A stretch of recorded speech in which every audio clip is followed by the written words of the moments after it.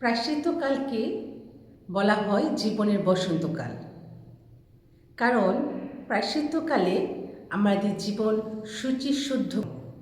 আমরা যে সমস্ত কাজ করেছি তা চিন্তা ভাবনা করার সময়, ভালো কাজ মন্দ কাজ, তারপরে যেটা ভালো সেটা গ্রহণ করে নতুন করে জীবনকে শুরু করা, সেজন্য বলা হয় বসন্তকাল।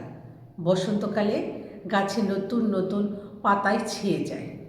তো প্রায়শ্চিত্তকালেও আমাদের ওই শুকনো ডালগুলো জীবনে কেটে বাদ দিতে হয়, যেন আমাদের জীবনে সুন্দর সুন্দর নতুন নতুন পাতা বের হয় এবং পর্যায়ক্রমে ফুলে পল্লবে আমাদের জীবনটা ভরে যায়। আমাদের জীবনটাকে আমরা কী করে নবায়ন করতে পারি? যদি আমরা তাকাই বাইবেলের দিকে, সে ক্ষমাশীল পিতার দিকে, ঈশ্বর সে ক্ষমাশীল পিতা, তিনি সবসময় প্রস্তুত আমাদের ক্ষমা করার জন্য। সেজন্য কি করতে হবে? আমাকে অনুতপ্ত হতে হবে। আমার যে অপরাধ, আমার যে দোষ, আমার যে ত্রুটি, আমার যে দুর্বলতা, আমার আবেগ যা আছে, অনুভূতি আছে, বাহ্যিকভাবে আমি শুধু পাপ করি না, আমার চিন্তা দিয়েও আমি পাপ করে থাকি। তো সব কিছু আমাকে স্বর্গীয় পিতার কাছে আমার দোষ স্বীকার করতে হবে, যেন আমি ক্ষমা পেতে পারি। প্রথম হতে হচ্ছে ঈশ্বরের কাছে ক্ষমা চাওয়া, এই সম্পর্ককে আরও নবায়ন করা, ঈশ্বরের কাছে আসা।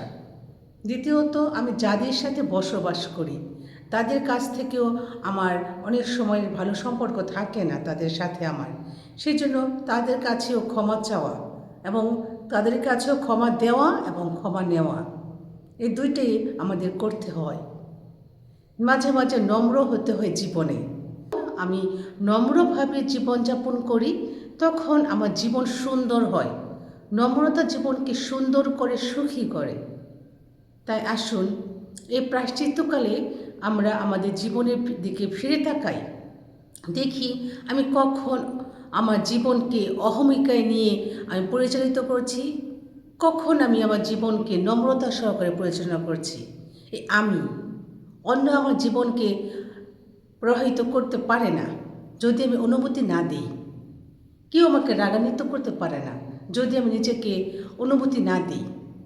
অনেকে আমাকে উপরে ঢিল ছুঁড়তে পারে, কিন্তু পানিতে ঢিল ছুঁড়লে পানিতে ঢেউ হয়। আমাদের জীবনে কেউ কোনো কথা, কটু কথা বললে আমাদের কষ্ট হয়, কিন্তু সেই কষ্টটাকে আমি কি করে আমি হজম করব, কি করে আমি মেনে নিব? আমি যদি তার কথায় প্রত্যুত্তর দেই, সেখানে ঝগড়া হবে। কিন্তু আমি যদি কষ্ট করে ত্যাগ স্বীকার করি যে না, সে যত কথাই বলুক আমি কোনো নেতিবাচক কথা বলবো না, আমি নম্রতা সহকারে কথা বলবো, তখনই কি হয়, সে যতই আমাকে পীড়াপিড়ি করুক আমি ঝগড়া করব না, আমি অহম দ্বারা আমার জীবনকে পরিচালিত করব না।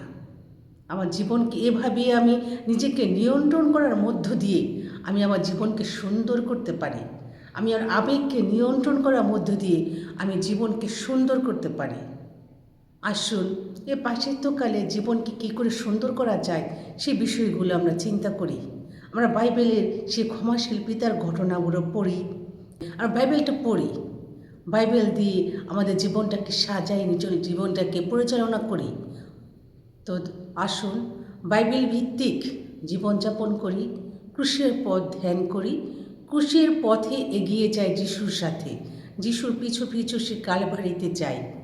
প্রত্যেকটা ঘটনা দেখি এই প্রায়শ্চিত্তকালে যিশু কী করে তার এই ভারী ক্রুশ বহন করে জীবন প্রতি এগিয়ে গিয়েছেন আমাদের পাপীর জন্য। অনুতপ্ত হই, আসুন অনুতাপ সহকারে জীবনকে সুন্দর করি।